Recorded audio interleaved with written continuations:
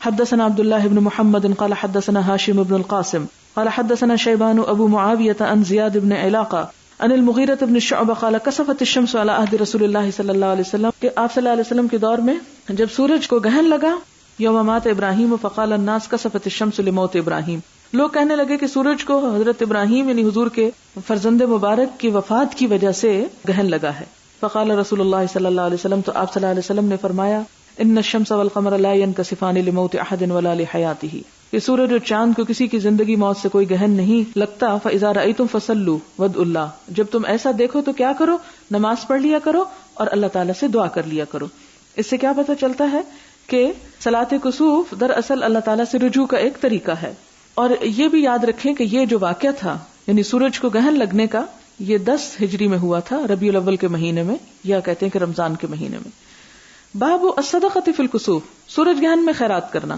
حدثنا عبداللہ بن مسلمۃ عن مالک عن ہشام بن عروہ عن ابیہ عن عائشہ انہا قالت خسفت الشمس فی عہد رسول اللہ صلی اللہ علیہ وسلم، کہ حضور صلی اللہ علیہ وسلم کے زمانے میں سورج کو گہن لگا. فصلی رسول اللہ صلی اللہ علیہ وسلم بالناس، تو آپ صلی اللہ علیہ وسلم نے لوگوں کو نماز پڑھائی. فقام، آپ نے قیام کیا. فاطال القیام، لمبا قیام کیا. ثم رکع فاطال الرکوع، پھر رکوع کیا اور لمبا رکوع کیا. ثم قام فاطال القیام، پھر دوبارہ اسی رکوع کے بعد قیام کیا اور لمبا قیام کیا. وہو دون القیام الاول، اور وہ پہلے قیام سے ذرا کم تھا یعنی لمبائی میں. ثم رکع، پھر رکوع کیا. فاطال الرکوع، رکوع بھی لمبا کیا. وہو دون الرکوع الاول، اور وہ پہلے رکوع سے ذرا کم تھا. ثم سجد فاطال السجود، پھر آپ نے سجدہ کیا اور لمبا سجدہ کیا. ثم فعل فی الرکعۃ الثانیۃ مثل ما فعل فی الاولی، پھر دوسری رکعت میں بھی ایسا ہی کیا جیسے پہلی رکعت میں کیا تھا، یعنی 2 قیام 2 رکوع اور 2 سجدے. ثم انصرف، پھر آپ نے سلام پھیرا. وقد انجلت الشمس، سورج جو تھا وہ صاف ہو چکا تھا. فخطب الناس، پھر آپ نے خطبہ دیا. فحمد اللہ، اللہ تعالیٰ کی حمد و ثنا کی. واثنى علیہ. ثم قال، پھر فرمایا ان الشمس والقمر آیتان من آیات اللہ، کہ سورج اور چاند اللہ کی نشانیوں میں سے نشانی ہے. لا ينخسفان لموت احد ولا لحیاته، ان کے خسف کا کسی کی زندگی اور موت سے کوئی تعلق نہیں. فاذا رأيتم ذلك، جب تم ایسا دیکھو، فاذكروا اللہ وکبروا وصلوا وتصدقوا، تو کیا کرو، اللہ کا ذکر کرو، اس کی تکبیر کرو، نماز پڑھو اور صدقہ کرو. صدقہ کیوں کرو؟ کیونکہ انسان کے دل پہ جو غم کے بادل چھاتے ہیں یا پریشانی ہوتی ہے، تو جہاں اللہ کا ذکر انسان کے غموں کو دور کرنے کا سبب بنتا ہے، ایسے ہی گھبراہٹ کے موقع پر صدقہ جو ہے وہ انسان کو تسکین دینے کا سبب بنتا ہے. ثم قال یا امت محمد، خطبے میں آپ نے کیا فرمایا تھا، یہ سب کچھ بتا کے کہ اس موقع پر کیا تعلیم ہے تمہارے لیے. سورج اور چاند گہن لگے تو تم کو کیا کرنا ہے، نماز، ذکر، تسبیح، صدقہ.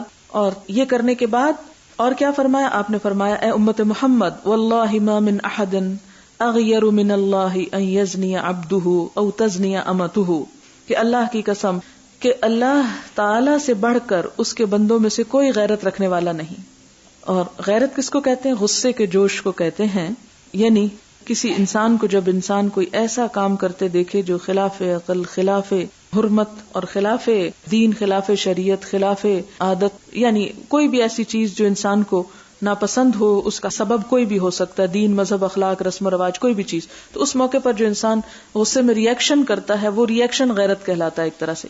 تو فرمایا کہ اللہ تعالیٰ سب بندوں سے بڑھ کر باغیرت ہیں کہ ان یزنی عبدہ، کہ اس کا بندہ جب کوئی زنا کرتا ہے یا اس کی بندی کوئی زنا کرتی ہے تو یہ بات اللہ تعالیٰ کو بہت غصہ دلانے والی ہوتی ہے. یا امت محمد، اے امت محمد، واللہ لو تعلمون ما اعلم، اللہ کی قسم اگر تم جان لو جو میں جانتا ہوں، لضحکتم قلیلا، تو تم ہنسو کم، ولبکیتم کثیرا، اور رو زیادہ. یعنی یہ آپ نے کس موقع پر خطبہ ارشاد فرمایا، سورج گہن کے موقع پر. اور یہ کیوں، اس میں آپ دیکھیں کہ پوری حکمت نظر آتی ہے ہمیں آپ صلی اللہ علیہ وسلم کی تعلیم کی. پہلی بات تو یہ ہے کہ آپ صلی اللہ علیہ وسلم کی تعلیم کا طریقہ یہ ہوتا کہ موقع کی مناسبت سے آپ رہنمائی فرماتے تھے کہ اس موقع پہ کرنا کیا چاہیے. اسی طرح ہمیں بھی تعلیم دیتے وقت دیکھنا یہ چاہیے کہ کیا موسم ہے، کیا موقع ہے، کیا وقت ہے، کیا ضرورت ہے، اس ضرورت کو پورا کرنا چاہیے، نہ کہ صرف واز برائے واز ہو یا لمبی چوڑی ادھر ادھر کی ارریلیونٹ کہانیاں سنائی جائیں. نہیں، ضرورت اور موقع کے مطابق بات. پھر اس موقع کی مناسبت سے کہ دل نرم ہوتے ہیں، کسی خاص ایسی چیز یا غلطی یا گناہ سے بچنے کی بھی تعلیم یا تلقین کر دی جائے کہ جسے اس وقت دل قبول کرنے کو تیار ہوتے ہیں. اور یہاں پر آپ دیکھتے ہیں کہ آپ صلی اللہ علیہ وسلم نے بالکل آؤٹ آف دا کانٹیکسٹ زنا کا ذکر کیا. کیونکہ ایسی برائی ہے جو چھپی ہوئی ہوتی ہے. اور انسان جب کوئی آفت اور مصیبت کا وقت ہوتا ہے تو ان گناہوں کو بھی یاد کرنے لگتا ہے جو کسی کو پتہ نہیں ہوتے. ایک تو جنرل گناہ ہے جو عام روزمرہ زندگی میں سب کسی کے ساتھ زیادتی ہو رہی، کسی کا دل دکھایا جا رہا ہے، وہ تو اپنی جگہ. لیکن ایسے موقعوں پہ جب انسان خلاف واقع، خلاف توقع کوئی ایسا حادثہ، ایسی تکلیف، ایسی نشانی دیکھتا ہے تو پھر اس کو یاد آتا ہے اچھا میں نے وہ جرم بھی کیا تھا جو کسی کو نہیں پتا. اللہ تعالیٰ اتنے زبردست ہیں، اتنے طاقتور ہیں، وہ مجھ سے انتقام لے سکتے ہیں، مجھے اپنی سزا بھگتنا ہوگی. تو ایسے موقع پر انسان خود بخود توبہ کی طرف پلٹتا ہے. تو جب لوگوں کے دل بہت نرم تھے تو آپ نے ان چھپے ہوئے گناہوں کا بھی ذکر ساتھ ہی کر دیا.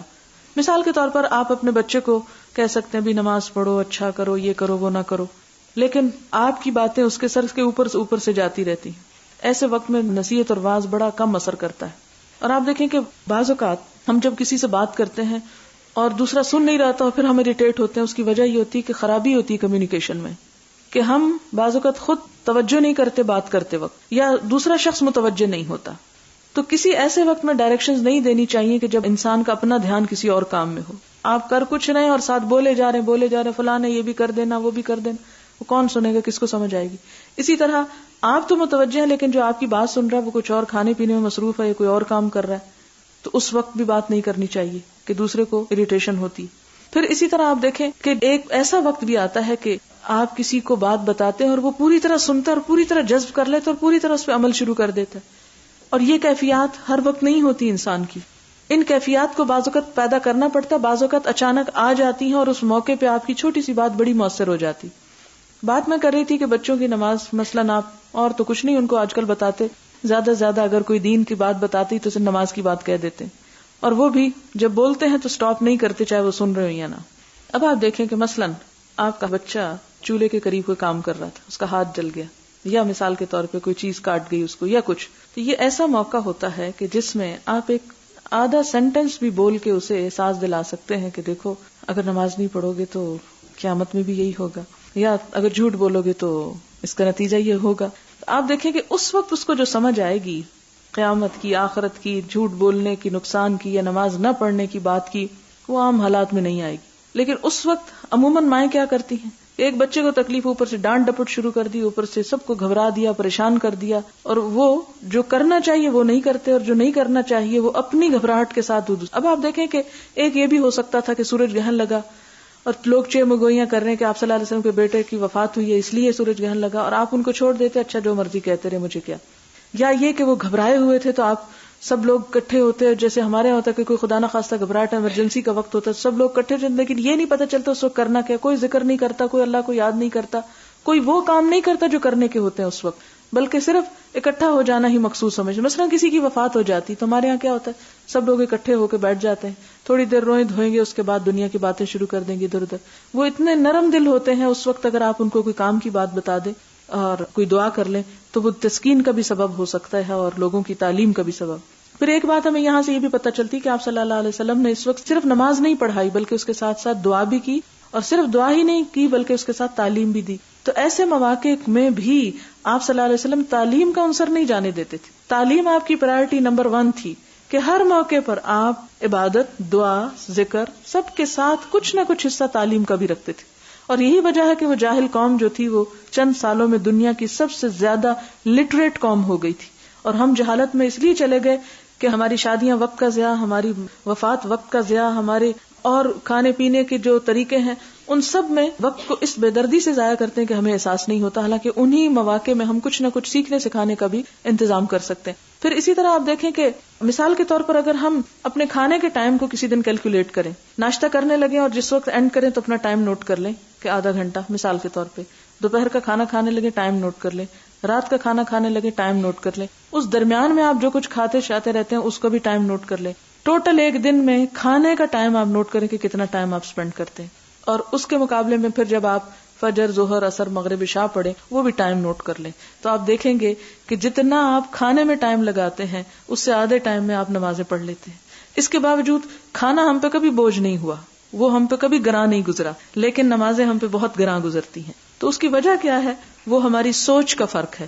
جب ہم اپنی سوچ کا دھارا موڑ لیتے ہیں تو بڑے بڑے کام ہمارے لیے آسان ہو جاتے ہیں. پھر تو لوگوں کے لیے اپنی جان تک قربان کرنا جو ہے وہ بھی آسان ہو جاتی ہے. پھر تو موت سے بھی ڈر نکل جاتا ہے انسان کے دل سے جب سوچ واضح ہوتی ہے، جب مستقبل اور منزل نظر آتی ہے.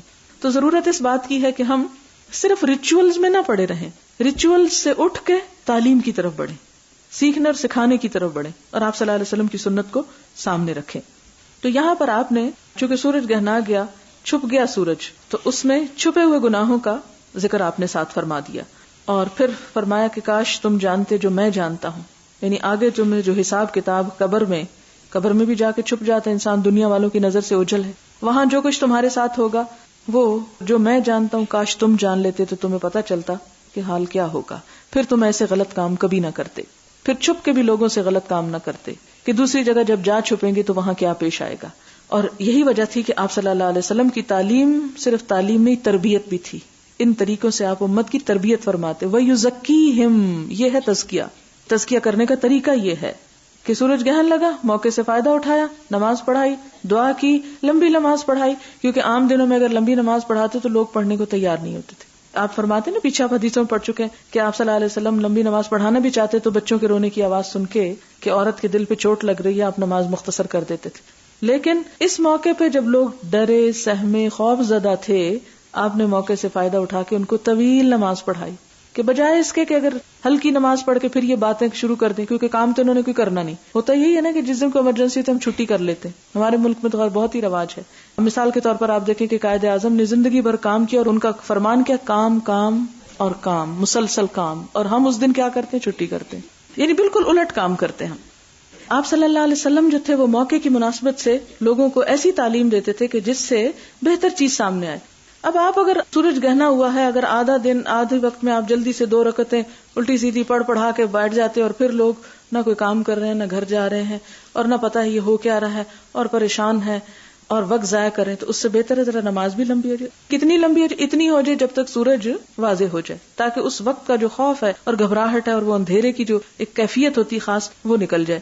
دوسرا یہ کہ ذکر اور دعا کے ذریعے مدد مانگ لی جائے. اور تیسرا یہ کہ نماز کے بعد دل جو تھے نرم ہو جاتے ہیں، اللہ کی طرف مائل ہو جاتے ہیں. تو اس وقت تھوڑی سی تعلیم دینا زیادہ اثر رکھتا ہے بنسبت اس کے کہ آپ تھکے ہوئے لوگوں کو اور دن میں 5 وقت آپ لوگوں کو تنگ کر کے بہت لمبی چوڑی باتیں جو ہے وہ سکھاتے رہیں. باب النداء بالصلاة جامعۃ فی الکسوف. سورج گہن میں یوں پکار کے کہنا کہ نماز کے لیے اکٹھے ہو جاؤ، نماز جماعت سے پڑھو یا نماز جمع ہو رہی ہے. حدثني اسحاق قال اخبرنا يحيى بن صالح قال حدثنا معاوية بن سلام بن ابي سلام الحبشي الدمشقي قال اخبرنا يحيى بن ابي كثير قال اخبرني ابو سلمة بن عبد الرحمن بن عوف الزهري عن عبد الله بن عمرو رضي الله عنهما قال لما كسفت الشمس على عهد رسول اللہ صلی اللہ علیہ وسلم، کہ حضور صلی اللہ علیہ وسلم کے زمانے میں جب سورج گہن لگا تو کیا ہوا؟ نودیا، بلا لیا گیا، ان الصلاۃ جامعۃ، کہ نماز پڑھی جائے گی، نماز کے لیے جمع ہو جاؤ. یعنی یہ نہیں کہ آزان دی گئی، بلکہ کیا اعلان کیا گیا کہ لوگوں آؤ نماز پڑھ لو. یعنی آزان کے بغیر یہ الفاظ کہے گے کہ ان الصلاۃ جامعۃ، نماز جمع ہو رہی ہے، یعنی جمع ہو کے پڑھی جانے والی نماز ہے، آؤ اکٹھے مل کے پڑھ لو. باب خطبۃ الامام فی الکسوف، امام کا خطبہ دینا صلاۃ کسوف میں. وکالت عائشہ و اسماء خطب النبی صلی اللہ علیہ وسلم، حضرت عائشہ اور حضرت اسماء کہتی کہ حضور صلی اللہ علیہ وسلم نے خطبہ دیا تھا. صلاۃ الاستسقاء میں ہم خطبے کی بات نہیں پاتے، لیکن یہاں پر کیا ہے کہ آپ نے ایک خطبہ بھی ارشاد فرمایا. اور خطبے سے اصل مراد کیا ہوتی تھی کہ نماز کے ساتھ تعلیم، کہ لوگوں کو پراپر گائیڈنس دی جائے کہ یہ کیا ہو رہا ہے. اس لیے کہ اگر آپ صلی اللہ علیہ وسلم آتے اور نماز پڑھ کے چلے جاتے اور لوگ کیا سارائیاں کرتے اور طرح طرح کی باتیں، تو وہ اصلاح تو نہ ہوتی. تو یہ خطبے مختلف اوقات میں آپ نے لوگوں کو صحیح طور پر اس موقع پر عمل کرنے کے طریقہ بتانے کے لیے ارشاد فرمائے. حدثنا یحیی بن بکیر قال حدثنی اللیث عن عقیل عن ابن شہاب، یعنی تحویل پیچھے پھر سند جاری. وحدثني احمد بن صالح قال حدثني عنبسة قال حدثنا يونس عن ابن شهاب قال حدثني عروة عن عائشة زوج النبي صلى الله عليه وسلم قالت خسفت الشمس في حياة النبي صلى الله عليه وسلم. یہ حدیث پیچھے گزر چکی ہے چونکہ اس باب کی اہم حدیث ہے، اس لیے پھر ترجمہ کروں گی. حضرت عائشہ روایت کرتی ہیں کہ نبی صلی اللہ علیہ وسلم کے زمانے میں سورج کو گہن لگا، اور یہاں پر شمس کے لیے بھی خسف کا لفظ استعمال کیا انہوں نے. یعنی اس کا مطلب ہے کہ ان دو لفظوں کو اگرچہ الگ الگ استعمال کرنا چاہیے، لیکن ایک کی جگہ دوسرا بھی آ سکتا ہے، کیونکہ ہم معنی ہی ہیں. دونوں کا معنی گہن لگنا ہے. جیسے ہم اردو میں چاند گہن اور سورج گہن ہی کہتے ہیں نا، تو اسی طرح عربی میں اگرچہ الگ کیے گئے ہیں لیکن دونوں ایک دوسرے کا معنی بھی دیتے ہیں. فخرج الى المسجد فصف الناس وراءه، تو آپ صلی اللہ علیہ وسلم مسجد کی طرف گئے اور لوگوں نے آپ کے پیچھے صفیں باندھی. فکبر، آپ نے تکبیر کہی. فاقترأ رسول اللہ صلی اللہ علیہ وسلم قراءة طویلة، تو نبی صلی اللہ علیہ وسلم نے طویل قراءت کی. تو کیا پتہ چلتا ہے اس سے کہ آپ صلی اللہ علیہ وسلم نے صلاۃ کسوف میں قراءت کے ساتھ نماز پڑھی اور لمبی قراءت کی. ثم کبر، پھر تکبیر کہی. فرکع رکوعا طویلا، لمبا رکوع کیا. ثم قال سمع اللہ لمن حمدہ، پھر آپ نے سمع اللہ لمن حمدہ پڑھی. فقام، اور قیام کیا. ولم یسجد، اور سجدہ نہیں کیا. یہ نماز دوسری نمازوں سے اس لحاظ سے مختلف ہے. کیا کیا؟ یعنی پہلے قیام کیا، رکوع کیا، سجدے میں نہیں گئے، پھر قیام کیا. یعنی ایک رکعت میں 2 دفعہ قیام رکوع کے بعد. پھر کیا ہوا؟ وقرأ قراءۃ طویلۃ، اور ایک لمبی قراءت کی آپ نے. ہی ادنی من القراءۃ الاولی، اور یہ پہلی قراءت سے ذرا کم تھی. جیسے عام پچھلی نمازوں میں آپ پڑھ چکے ہیں کہ پہلی رکعت کے مقابلے میں دوسری رکعت ذرا کم، اور پہلی 2 رکعتوں کے مقابلے میں دوسری 2 رکعتیں ذرا مختصر، یعنی طویل سے شروع کر کے خفیف پہ آگے. تو اسی طرح آپ صلی اللہ علیہ وسلم نے جب ایک رکوع کرنے کے بعد پھر قیام فرمایا تو یہ پہلے قیام سے ذرا سا ہلکا تھا. ثم کبر، پھر آپ نے تکبیر کہی. ورکع رکوعا طویلا، اور لمبا رکوع کیا. یعنی عام نمازوں کے مقابلے میں رکوع طویل تھا. وہو ادنی من الرکوع الاول، اور یہ دوسرا رکوع جو تھا یہ پہلے والے رکوع سے نسبتاً ذرا کم تھا. ثم قال سمع اللہ لمن حمدہ ربنا ولک الحمد، پھر آپ نے سمع اللہ لمن حمدہ ربنا ولک الحمد پڑھا. اور پچھلی میں ہم کیا پڑھتے ہیں؟ سمع اللہ لمن حمدہ تک الفاظ آئے ہیں پہلے رکوع میں. ثم سجدہ، پھر آپ نے سجدہ فرمایا. ثم قال فی الرکعۃ الآخرہ مثل ذلک، پھر آپ نے دوسری رکعت میں بھی ایسا ہی کیا، یعنی دوسری رکعت میں بھی 2 قیام کیے. مراد یہ ہے فاستکمل 4 رکعات فی 4 سجدات، اور آپ نے 4 رکوع مکمل کیے 4 سجدوں کے ساتھ. یعنی 4 رکوع 4 سجدے اور دوگانہ تھا. دوگانہ میں ہر رکعت میں 2 قیام تھے. ٹھیک ہے، اب واضح ہوگی بات. اور اس کے علاوہ بھی پڑھنے کے طریقے ہیں اس نماز کو، لیکن حضرت عائشہ کی روایت سے یہ طریقہ پتہ چلتا ہے. وانجلت الشمس قبل ان ينصرف، تو آپ کے سلام پھیرنے سے پہلے ہی سورج کا گہن ختم ہو چکا تھا. ثم قام، پھر آپ نے قیام کیا. فاثنى على الله بما هو اهله، پھر اللہ سبحانہ وتعالی کی جس کے وہ لائق ہے حمد و ثنا کہی. ثم قال، پھر فرمایا ہما آیتان من آیات اللہ، یہ اللہ کی نشانیوں میں سے 2 نشانیاں ہیں.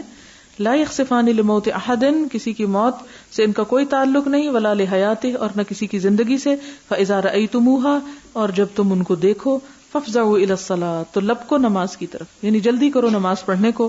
وکان یحدث کثیر بن عباس، اور کثیر بن عباس روایت کرتے ہیں ان عبداللہ بن عباس رضی اللہ عنہما، حضرت عبداللہ بن عباس رضی اللہ تعالیٰ عنہ، کان یحدث یوم خسفت الشمس، حدیث بیان کرتے تھے جس دن سورج کو گہن ہوتا. بمثل حدیث عروہ، عروہ ہی کی حدیث کی طرح. عن عائشہ، حضرت عائشہ کی. فقلت لعروہ، میں نے عروہ سے کہا ان اخاک، کہ تیرا بھائی، یعنی کون ہے؟ یہاں عبداللہ بن زبیر ہے، عروہ بن زبیر کے بھائی، کہ تیرے بھائی نے یوم خسفت الشمس، جس دن سورج کو گہن لگا، بالمدینہ، مدینہ میں، لم یزد علی رکعتین مثل الصبح، تو اس نے 2 رکعت سے زیادہ نہ پڑھائی صبح ہی کی طرح. قال اجل، تو کہتے ہیں ہاں، لأنہ اخطأ السنہ، کہ وہ سنت کے طریقے سے خطا کر گئے. اس سے کیا پتہ چلتا ہے کہ صلاۃ خسوف اور خسوف جو ہے اس کا طریقہ جو اس حدیث سے پتہ چلتا ہے وہ کیا ہے؟ 2 نفل ہیں. ٹھیک ہے، یہ 2 سنت کہہ سکتے ہیں آپ ان کو، یہ 2 واجب کہہ سکتے ہیں، کیونکہ تھوڑا تھوڑا فرق ہے آرام میں. بہرحال 2 رکعت ہے، ایک رکعت میں 2 قیام، 2 رکوع 2 سجدے، اور 2 رکعتوں میں کتنے ہو گئے؟ 4 رکوع 4 سجدے. مثلا اللہ اکبر کہہ کے کھڑے ہو گئے، لمبی رکعت پڑی، رکوع پہ گئے، رکوع کے بعد نیچے نہیں گئے، پھر کھڑے ہو گئے، یہ 2 قیام ہو گئے. ٹھیک ہے، پھر اس کے بعد جب دوسری دفعہ آپ رکوع میں گئے تو پھر سجدے میں گئے، تو یہ 2 سجدے ہو گئے. تو ایک رکعت میں 2 قیام 2 رکوع 2 سجدے. پھر آپ نے دوسری رکعت پڑھائی، اس میں بھی 2 قیام 2 رکوع 2 سجدے. تو گویا 2 رکعتوں میں 4 قیام 4 سجدے 4 رکوع ہو گئے. اور حضرت عبداللہ بن زبیر نے، جو عروہ بن زبیر کے بھائی ہی تھے، ہو سکتا ہے کہ وہ اس وقت اس نماز میں شریک نہ ہوئے ہوں، اس لیے ان تک جب زبانی بات پہنچی کہ جی 2 رکعتیں پڑھنی چاہیے صلاۃ کسوف میں، تو انہوں نے 2 رکعتیں ایسی ہی پڑھ لی جیسے فجر کی 2 رکعتیں پڑھی جاتی ہیں. تو عروہ جب یہ حدیث بیان کر رہے تھے تو کسی نے ان سے کہا کہ تمہارے بھائی نے غلطی کی تھی، مدینہ میں جب نماز پڑھائی تھی تو صبح کی نماز کی طرح ہی پڑھا دی، تو کہتے ہیں ہاں ایڈمٹ کر لیتے ہیں ہاں ان سے غلطی ہوئی، اخطأ السنہ، سنت میں خطا ہو گئی ان سے. اس سے کیا پتہ چلتا ہے کہ خطا کسی بھی انسان سے ہو سکتی ہے، اور جان بوجھ کے اگر خطا نہ کی جائے تو اس پہ پکڑ نہیں، اور مجتہد سے اگر خطا ہو جاتی ہے یعنی غلطی ہو جاتی، بھول ہو جاتی، تو اس پہ اس کو اجر ملتا ہے کہ اس نے اپنے طور پر صحیح کی کوشش کی. لیکن اس سے کیا پتہ چلتا ہے کہ بعض اوقات صحابہ کرام بھی بھول چوک کا شکار ہو جاتے تھے. اب یہ جو آپ ہر وقت کہتے ہیں یہ اختلاف اختلاف اختلاف، یہ اتنی بہت بڑی بات نہیں ہے. چونکہ یہ دین بہت نیچرل انداز میں ہم تک پہنچا، تو بعض اوقات اگر کسی سے بھول چوک ہوئی، تو جیسے میں نے صبح بھی کہا تھا نا کہ جہاں بھول چوک ہوئی یا جہاں خلاف سنت بات ہوئی تو لوگوں نے چھوڑا نہیں، وہاں کہا کہ نہیں یہ تم نے ٹھیک نہیں کیا. لیکن جہاں ان کا کوئی ایسا عمل ہوتا تھا جو سنت کے مطابق ہوتا تھا تو کوئی انکار نہیں کرتا تھا، اس کو چھوڑ دیتے تھے. ہاں بھئی ایسا، مثلا عبداللہ بن عمر نے اگر ہاتھ اٹھائے تو کسی نے انکار نہیں کیا کہ آپ نے کیا ہوگا، اسی لیے صحابہ خاموش رہے. لیکن عبداللہ بن زبیر نے جب صلاۃ کسوف 2 رکعت سمپل پڑھائی تو انہوں نے اس کا انکار کیا. باب هل يقول کسفت الشمس وخسفت، کیا سورج کے لیے کسفت اور خسفت بھی استعمال ہو سکتا ہے؟ قال اللہ تعالی وخسف القمر، کیونکہ اللہ تعالیٰ کا فرمان ہے خسف القمر.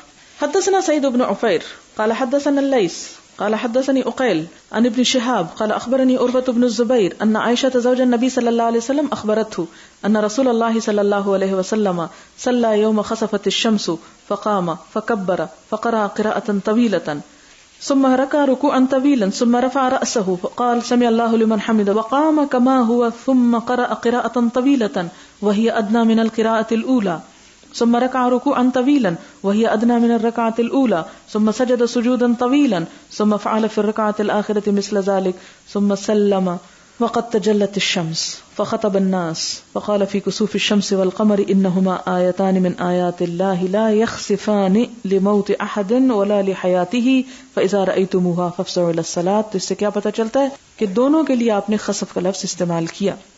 باب قول نبی صلی اللہ علیہ وسلم یخوف اللہ عبادہ بالکسوف قالہ ابو موسیٰ عن النبی صلی اللہ علیہ وسلم. آپ صلی اللہ علیہ وسلم نے فرمایا کہ اللہ تعالیٰ ڈراتے ہیں اپنے بندوں کو ایسی نشان دکھا کر، یعنی سورج گرہن وغیرہ کے ساتھ. یعنی اگرچہ وہ ایک نیچرل چیز ہے کہ وہ کچھ عرصے کے بعد ایسا پیش آ جاتا ہے کہ چاند ایک ایسی پوزیشن پہ آ جاتا ہے، لیکن یہ کیوں لاتے ہیں اللہ تعالیٰ؟ تاکہ بندوں کے دل میں خلاف واقع کوئی چیز دیکھ کر اللہ تعالیٰ کی قدرت کا احساس دل میں پیدا ہو کہ یہ سورج ایسے ہی نہیں نکل آتا، خود سے نہیں نکل آتا اور خود سے نہیں غروب ہو جاتا، اللہ چاہے تو عین دن میں بھی اس کو چھپا دے. اور یہ کسی بھی انسان کے کرنے سے نہیں ہوتا. مثلا آپ میں سے اگر کوئی چاہے کہ ابھی سورج کو چھپا دے تو باوجود کوشش کے نہیں کر سکتے. اور صرف آپ نہیں، بڑے بڑے اہل علم لوگ، ان میں سے کوئی بھی، اور بڑی بڑی طاقتیں، سپر پاورز، کوئی بھی ایسا نہیں کر سکتا. جس سے پتہ یہ چلتا ہے کہ کسی بھی سپر پاور اور کسی بھی بڑے انسان سے ڈرنے کی بجائے صرف اللہ سے ڈرنا چاہیے اور اللہ تعالیٰ کی طرف توجہ رکھنی چاہیے. یعنی اللہ تعالیٰ کی عظمت، طاقت اور ہیبت جو ہے وہ محسوس کرنی چاہیے. حدثنا قتيبة بن سعيد قال حدثنا حماد بن زيد عن يونس عن الحسن عن ابي بكرة قال قال رسول الله صلى الله عليه وسلم ان الشمس والقمر آيتان من آيات الله لا ينكسفان لموت احد ولكن الله يخوف بهما عباده. وقال ابو عبد الله لم يذكر عبد الوارث وشعبة وخالد بن عبد الله وحماد بن سلمة عن يونس يخوف بهما عباده. وتابع موسى عن مبارك عن الحسن قال اخبرني ابو بكرة عن النبي صلى الله عليه وسلم يخوف بهما عباده. یعنی یہ مختلف روایات اس حدیث میں لائے ہیں. باب التعوذ من عذاب القبر فی الکسوف، سورج گہن میں عذاب قبر سے پناہ مانگنا. حدثنا عبد الله بن مسلمہ عن مالک عن یحیی بن سعید عن امرہ بنت عبد الرحمن عن عائشہ زوج النبی صلی اللہ علیہ وسلم ان یہودیۃ، حضرت عائشہ روایت کرتی ہیں جو حضور صلی اللہ علیہ وسلم کی اہلیہ ہیں کہ ایک یہودی عورت جاءت آئی، تسألها ان سے پوچھنے لگی، یعنی ان سے کچھ مانگ رہی تھی، غریب ہوگی اس لیے شاید مانگ رہی ہو. فقالت لہا تو کہنے لگی مانگتے ہوئے، اعاذک اللہ من عذاب القبر، اللہ تجھے عذاب قبر سے بچائے. جیسے ہمارے یہاں کہتے ہیں اللہ تمہاری عمر لمبی کرے، اللہ تمہیں یہ دے وہ کرے، تو وہ کیا کہنے لگی؟ اللہ تمہیں عذاب قبر سے بچائے. حضرت عائشہ کو کہنے لگی، کون؟ یہودی عورت. فسألت عائشہ رضی اللہ عنہا رسول اللہ صلی اللہ علیہ وسلم، تو حضرت عائشہ نے حضور صلی اللہ علیہ وسلم سے پوچھا، کیا ایعذب الناس فی قبورہم، کیا لوگوں کو قبروں میں عذاب دیا جائے گا؟ یہ لگتا ہے کہ اس سے پہلے شاید آپ صلی اللہ علیہ وسلم نے یہ بات بہت وضاحت سے نہیں بتائی ہوئی تھی. فقال رسول اللہ صلی اللہ علیہ وسلم اعوذ باللہ من ذلک، تو آپ صلی اللہ علیہ وسلم نے کیا فرمایا؟ اعوذ پناہ مانگنے والا ہوں باللہ اللہ کی، من ذلک اس سے، یعنی عذاب قبر سے. گویا آپ نے تصدیق کی. ثم رکب رسول اللہ صلی اللہ علیہ وسلم ذات غدات مرکبا، پھر ایک دن آپ صلی اللہ علیہ وسلم ایک سواری پر سوار ہوئے. رکبا مرکب، سواری پر سوار ہوئے. ذات غدات ایک صبح. فخسفت الشمس، سورج گہن لگ گیا. فرجع ضحی، تو آپ دن چڑھے واپس آئے.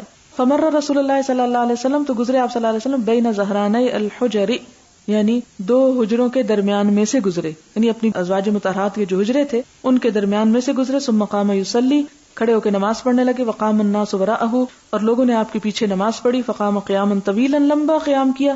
ثم رکع رکوعا طویلا، لمبا رکوع کیا. ثم رفع فقام قیاما طویلا وهو دون القیام الاول، پھر قیام کیا پہلے قیام سے ذرا کم تھا.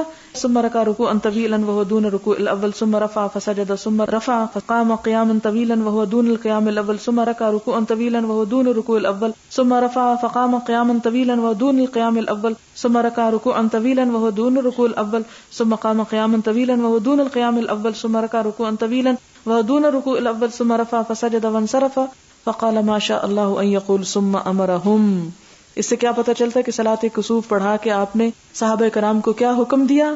ان يتعوذوا من عذاب القبر، کہ وہ عذاب قبر سے پناہ طلب کریں.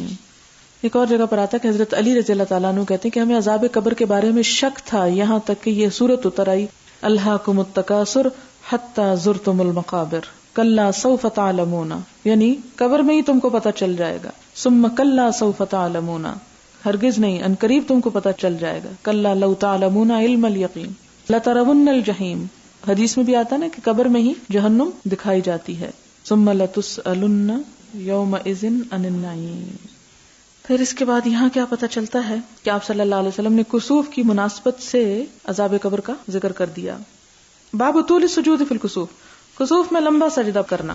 بعض کہتے ہیں کہ ایسا نہیں کرنا چاہیے، لیکن حضور صلی اللہ علیہ وسلم کی سنت سے کیا پتہ چلتا ہے کہ لمبے سجدے ہونے چاہیے. حدثنا ابو نعیم قال حدثنا شیبان عن یحیی عن ابی سلمہ عن عبد اللہ بن عمرو انه قال لما كسفت الشمس على عهد رسول الله صلى الله عليه وسلم نودي ان الصلاة جامعة فركع النبي صلى الله عليه وسلم ركعتين في سجدة ثم قام فركع ركعتين في سجدة ثم جلس ثم جلي عن الشمس. سورج صاف ہو گیا، روشن ہو گیا.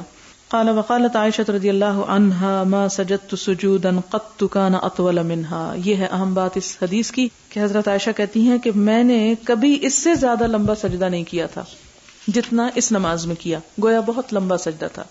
باب صلاۃ الکسوف جماعتن، جماعت کے ساتھ کسوف کی نماز پڑھنا، یعنی تنہا نہیں، یہ مل کے پڑھنی چاہیے. وصلی ابن عباس لہم، اور ابن عباس نے نماز پڑھائی ان کو، یعنی لوگوں کو. کہاں؟ فی صفت زمزم، زمزم کے سائبان میں، یعنی جہاں زمزم کا کنواں ہے یہاں پہلے ایک چھتری یا چھپر لگا ہوگا تو اس کی طرف اشارہ ہے کہ اس کے نیچے جمع ہو کے پڑھائی.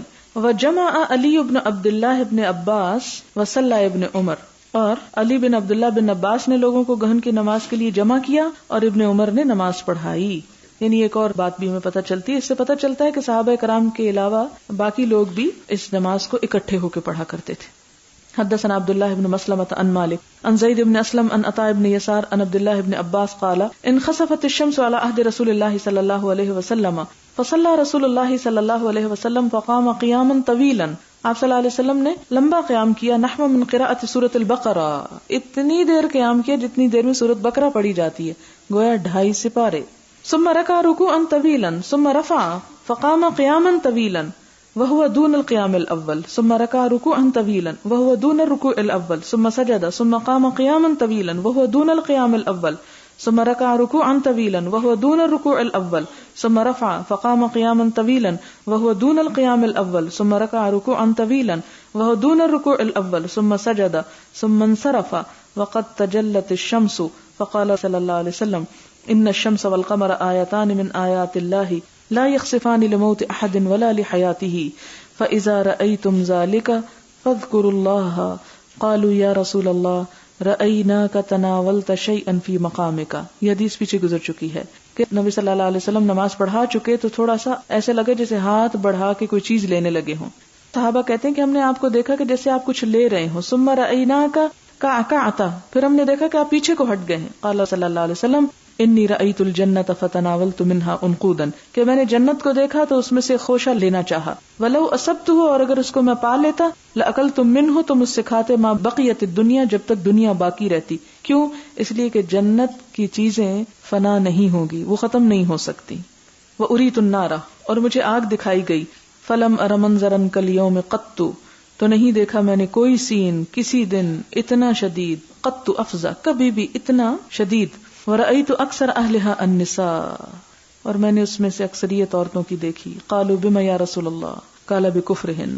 آپ سے پوچھا گیا کیوں ہے اللہ کے رسول صلی اللہ علیہ وسلم، آپ نے فرمایا ان کے انکار کی وجہ سے. قیل یکفرن باللہ، کہا گیا کہ اللہ کا انکار کرتی ہیں. قال یکفرن العشیر، کہا کہ شوہر کا انکار کرتی ہیں، یعنی اس کے احسانات کا انکار کرتی ہیں. ویکفرن الاحسان، اور احسان کا انکار کرتی ہیں. لو احسنت الى احداهن الدهر كله ثم رأت منك شيئا قالت ما رأيت منك خيرا قط. حدیث گزر چکی ہے. باب صلاۃ النساء مع الرجال فی الکسوف. کسوف کی نماز میں عورتوں کا مردوں کے ساتھ نماز پڑھنا، یعنی عورتیں بھی پڑھیں، اس جماعت میں شریک ہوں.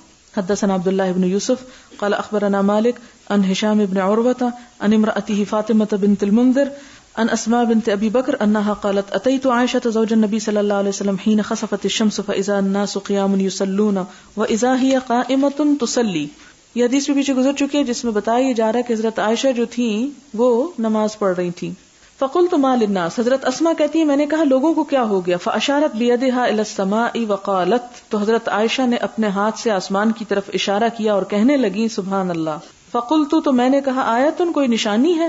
فاشارت، تو حضرت عائشہ نے اشارہ کیا، اے نعم، یعنی ہاں، یعنی بولی نہیں بلکہ اشارے سے بتا دیا کہ ہاں نشانی ہے. قالت، کہنے لگی، فقمت، کون کہتی ہے؟ حضرت اسماء. میں کھڑی ہوئی، حتی تجلان الغشی، اتنا کھڑی ہوئی کہ مجھ پہ غشی چھا گئی، میں بے ہوش ہونے لگی. فجعلت اصب فوق رأس الماء، تو میں اپنے سر پہ پانی ڈالنے لگی، شاید گرمی ہوگی یا لوگوں کا رش. فلما انصرف رسول اللہ صلی اللہ علیہ وسلم حمد اللہ واثنى علیہ ثم قال ما من شيء كنت لم اره الا وقد رأيته في مقامي هذا حتى الجنة والنار ولقد اوحي الي انكم تفتنون في القبور مثل او قريبا من فتنة الدجال لا ادري ايتهما. قالت اسماء يؤتى احدكم فيقال له ما علمك بهذا الرجل فاما المؤمن او الموقن لا ادري اي ذلك. قالت اسماء فيقول محمد رسول الله صلى الله عليه وسلم جاءنا بالبينات والهدى فأجبنا وآمنا واتبعنا فيقال له نم صالحا فقد علمنا ان كنت لموقنا واما المنافق او المرتاب لا ادري ايتهما. قالت اسماء فيقول لا ادري سمعت الناس يقولون شيئا فقلته. یہ حدیث گزر چکی ہے جس سے پتہ یہ چلتا ہے کہ عورتوں کو بھی ایسی نمازوں میں حاضر ہونے کی اجازت دی گئی. اور اب آپ دیکھیں کہ اس صلاۃ کسوف کی جو راوی ہیں وہ زیادہ تر حضرت عائشہ اور حضرت اسماء ہی ہیں. اور اگر یہ کہا جاتا نہیں عورتیں نہیں آئیں تو ایک بڑے علم سے ہم محروم رہ جاتے.